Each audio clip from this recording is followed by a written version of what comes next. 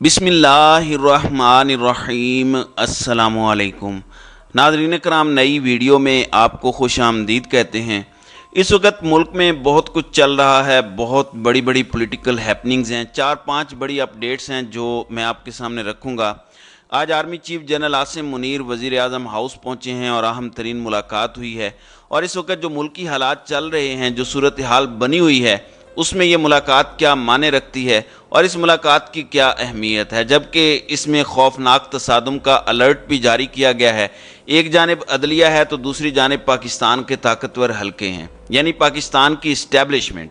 यानी लड़ाई इमरान खान और पाकिस्तान तहरीक इंसाफ से कुछ आगे बढ़ती महसूस हो रही है।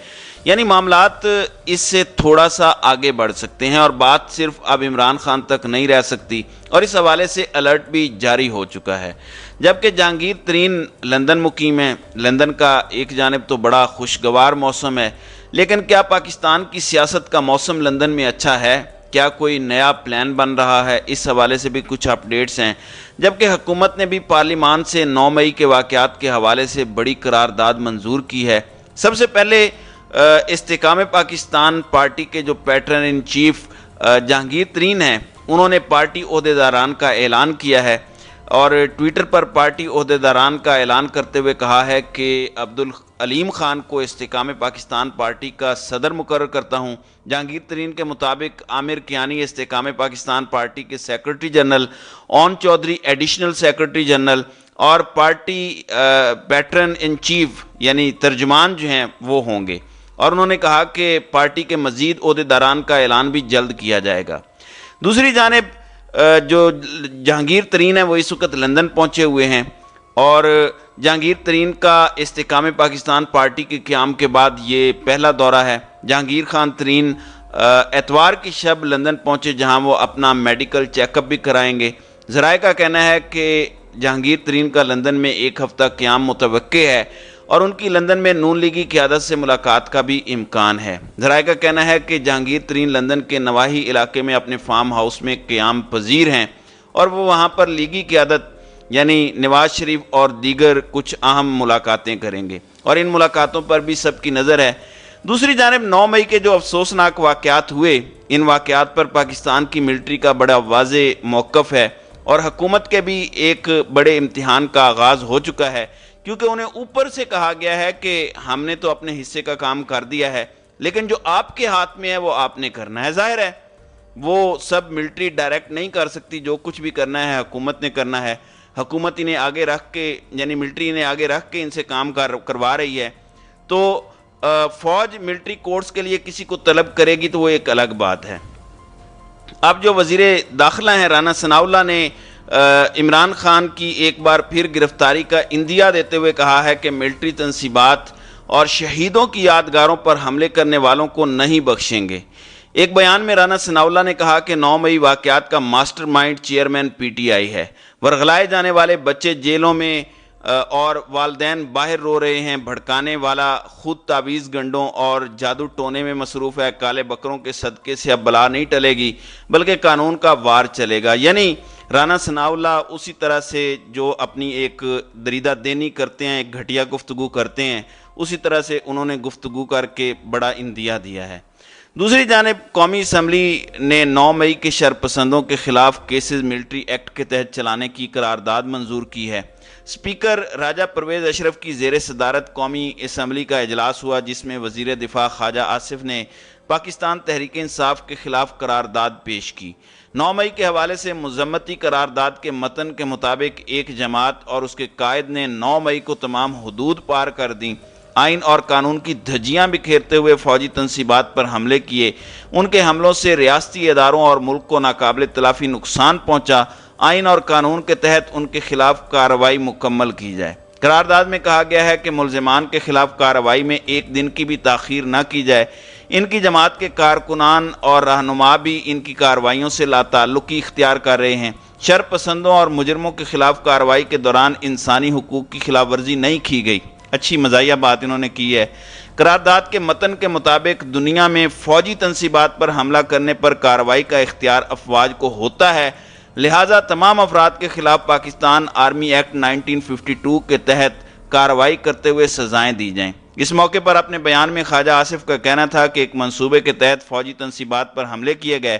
میاں والی ایئر بیس پر 85 جہاز موجود تھے جن کو جلانے کی کوشش کی گئی۔ 9 مئی کے واقعات کے تمام شواہد موجود ہیں۔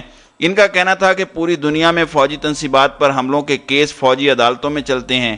ہم نے کوئی نیا قانون نہیں بنایا بلکہ یہ قانون پہلے سے موجود تھا۔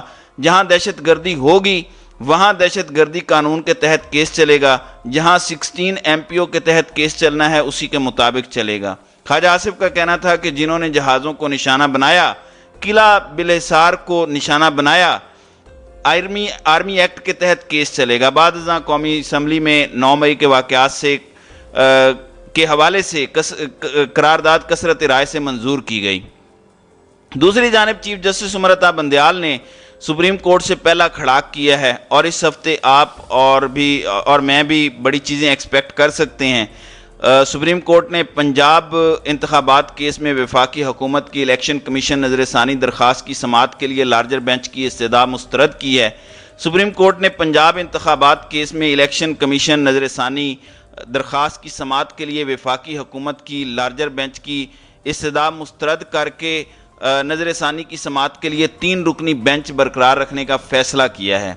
رجسٹرار آفس سپریم کورٹ نے انتخابات کیس کی کاز لسٹ جاری کی ہے۔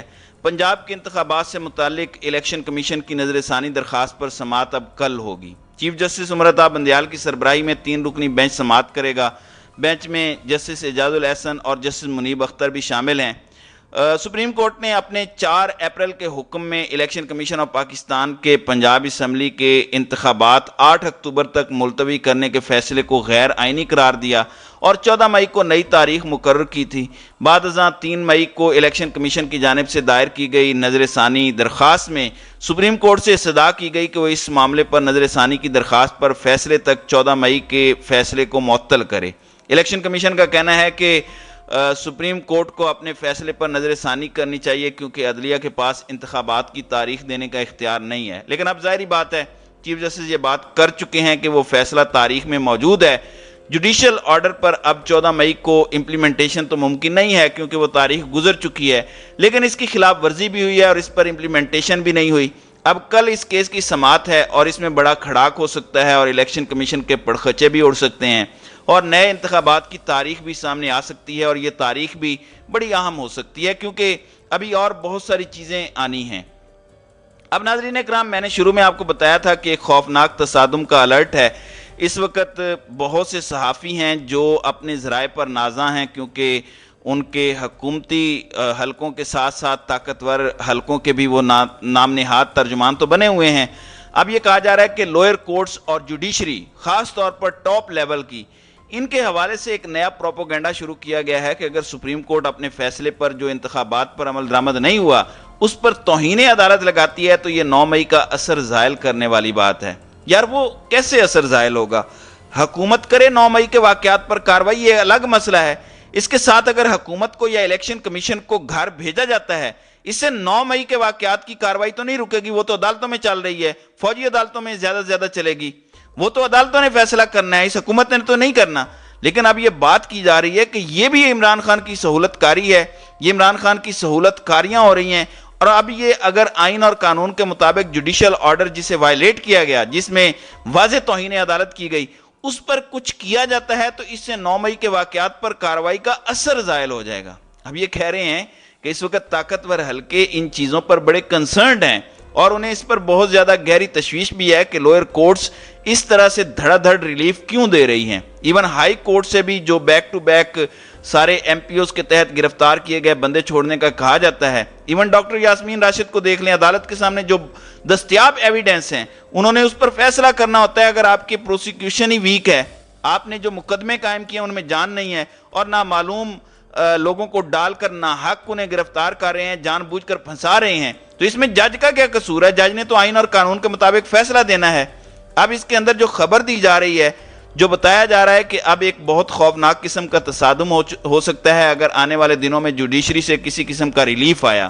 9 مئی کے واقعات کے اندر تو پھر نظام نہیں رہے گا۔ مطلب اس طرح کا الرٹ اور اس طرح کے خطرے کی گھنٹی بجائی جا رہی ہے کہ اس ساری کی ساری صورتحال کے اندر معاملات خراب ہو سکتے ہیں اور معاملات ایک ایسی نہج پر جا سکتے ہیں جس پر معاملات جانے نہیں چاہیے. حالات خراب ہو سکتے ہیں، بلکہ خراب سے خراب تر ہو سکتے ہیں، جس میں لوئر جوڈیشری کا ایک اپنا تصادم کا خطرہ ہے اور ہائر لیول پر جوڈیشری کے ساتھ تصادم کا ایک الگ خطرہ ہے. اب بات جو ہے وہ عمران خان سے بہت آگے بڑھتی جا رہی ہے. عمران خان کے ساتھ تصادم اور کشیدگی سے یوں لگ رہا ہے کہ سچویشن اللہ نہ کرے اس طرف کو جائے اور نظام پھر نہیں بچتا. جب اس طرح کی چیزیں ہوتی ہیں سب کو سوچنا ہوگا کہ اگر آپ عدلیہ کا ہی احترام نہیں کریں گے، چاہے کتنے ہی آپ اوپر ہیں، کتنے ہی بڑے ہیں، تو پھر پیچھے کیا رہ جائے گا. تو ناظرین کرام، آپ کی اس ویڈیو کے حوالے سے کیا رائے ہے؟ آپ اپنی رائے کا اظہار کامنٹ سیکشن میں ضرور کیجیے گا.